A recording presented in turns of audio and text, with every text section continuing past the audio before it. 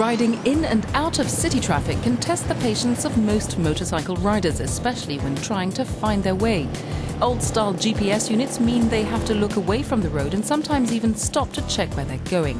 Russian startup LiveMap wants to change that with its smart helmet prototype equipped with a built-in navigation system. The directions appear on the helmet's see-through display directly in the rider's field of vision thanks to voice control and GPS navigation, so he can see directions without having to fiddle with another device or look away. The display is transparent enough to not obscure his vision.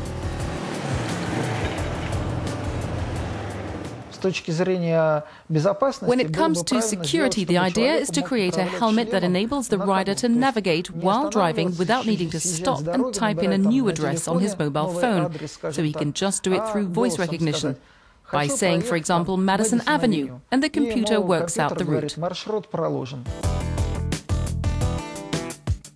Its developers say the advantage over other such helmets being tested on the market is that this one is smaller and lighter. Already on sale over the internet, the American Scully is being touted as the world's smartest motorcycle helmet with its 180-degree rear-view camera that projects what's happening behind the rider too. But there is one downside according to its Russian rivals. There's a difference in the parameters between our helmet and the Scully.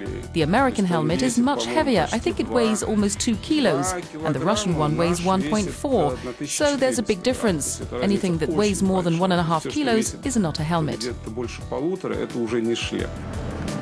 While it doesn't offer a rear view, some prefer LiveMap's to Scully's display system, saying it's easier to see and less distracting. Both retail at around $1,500. Safer riding is also a concern when it comes to horse riding.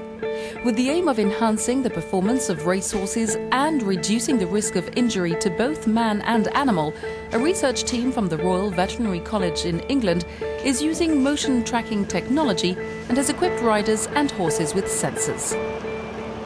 Thanks to the data collected, they're able to compare the riding style of more experienced jockeys with that of novice riders and are hoping to thereby establish the optimal riding position. We have 14 inertial measurement units on the jockey and the horse, so they basically measure the movement of the different parts of the jockey relative to the horse. We're also measuring the forces within the stirrups, so we can look at the symmetry of the forces that coincide with the various movements that are measured.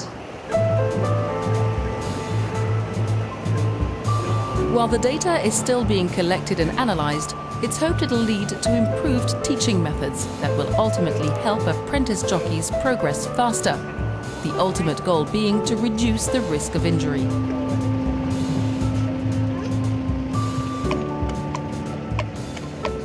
If you increase the rate of training, therefore they gain experience or improve their technique very quickly, then you reduce the risk of falls. And if the jockey's more balanced, the horse is more balanced because they're not having to constantly counteract a wobbly jockey. While it's hard to find definite figures, it's estimated that the risk of serious injury is approximately the same for a horse rider as a motorcyclist. With horse racing frequently slammed as cruel by some animal rights groups, it's hoped this kind of research will help improve overall security for both horse and man.